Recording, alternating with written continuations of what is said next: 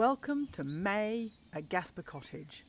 May is the month when every hedgerow, weed, everything grows, and it is magical.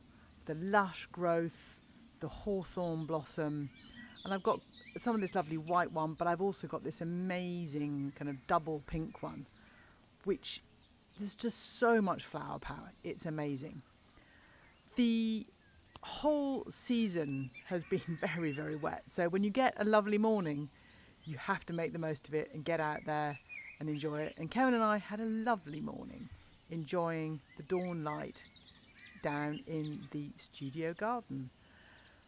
And it really has filled out this year. The shrubs are now 5 years old and they're definitely starting to form the structure that was always the plan in the first place.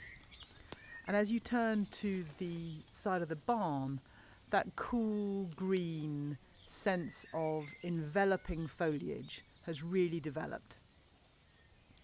Out by the pond, of course, this is the season when the verges of the pond go mad with the thalictrum and the euphorbia and the irises and the cow parsley. It's all happening. And it's so beautiful out there in the early morning, that kind of pink light coming through and just catching the edges of every little flower. Absolutely magical. And, and when you look at these edges of the ponds, it's kind of hard to believe this is all artificial and man-made.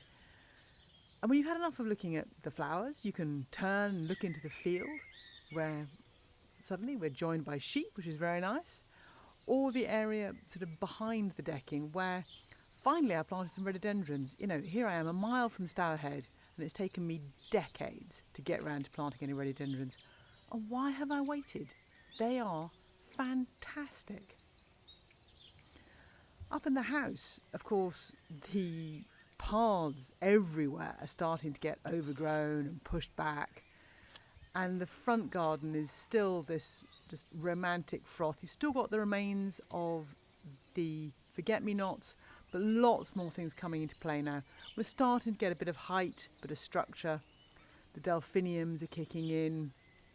The rose over the door is coming into play. And that early Persicaria, the Persicaria bistorta, that's come through here. And then later in the year I have a different, even taller, kind of slimmer form. And all of these paths are vanishing beneath that tide of foliage, which I really love, that sensation of having to push your way through and creep past. Chives, basically weeds, but you've got to love them anyway. This little bench, being a great success, has a lovely view out to the orchard and now a really great view of the red bed, which we've made some pretty dramatic changes. As you can see, these privet lumps used to be big barrels and we have now retrimmed them to match the shape of the privy. Very exciting. And in May, all through the garden, there is this fresh flowering, and it's definitely the season for the foxgloves and the irises everywhere, all sorts of different irises in different environments, dry places, wet places. There's an iris for everywhere, as far as I can tell. And you also, all through the garden, get these self-seeding of the aquilegia, the granny's bonnets. And they come in lots of different colours and through to the pinks and the reds. And then, speaking of reds, wow. And 100 miles away, in London, there is other exciting action. Down on the South Bank, at the Oxo Gallery, I am having an exhibition. So yes, I know this is meant to be a garden video, but you're getting a bit of my artist in the garden as well.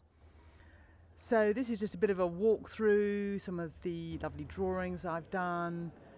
She's amazing, cradled, love her. And it's been lovely being in the gallery. Lots of people have been coming in and chatting to us.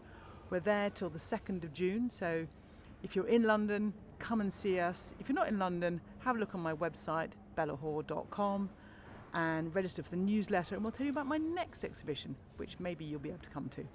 I don't know when it is yet, but you'll get there. You'll know how to find us. This is an amazing series of portraits of ladies that are part of the Glass House, which is a fabulous not-for-profit. It's been a real privilege to work with them. They also had an award-winning garden at Chelsea, and it's just been a real treat. Speaking of Chelsea, woodlands are the vogue, and so this is a little patch of the birch grove back at Gasper. And isn't that heavenly? Just the little cobwebs. From there you get a view out past the bench, or you can turn the other way and head on out into the orchard, where the paths are really now showing up against all the lush growth. And over on the Gasper Cottage website, the blog has a whole explanation of how we manage the grasslands, encourage the yellow rattle and increase the diversity so as to have more and more lovely flowers.